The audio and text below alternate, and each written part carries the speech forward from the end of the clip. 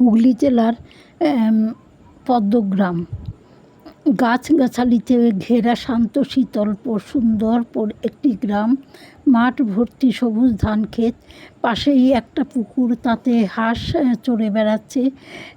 একটা রেল লাইনও আছে কাছাকাছি। একটা ভগ্ন জমিদার বাড়ি পরিত্যক্ত অবস্থায় পড়ে রয়েছে। ভেতর দিকে এগিয়ে যেতে একটা পুকুর, একসঙ্গে অনেক হাঁস চলে গেল পুকুরে। একটা বড় খেলার মাঠ, অনেক ছেলেরা ক্রিকেট খেলছে। একটা মুদিখানার দোকান, এখানে হাট বসে। এবার পদ্মগ্রামে এলাম। বিঘার পর বিঘা জমিতে জলপদ্ম চাষ করা হয়েছে। এই বিকল্প চাষ করে একটা বাড়তি রোজগার করেন এখানকার লোকেরা। তাই এইটা দেখার মতো, এত সুন্দর একটা পরিবেশ।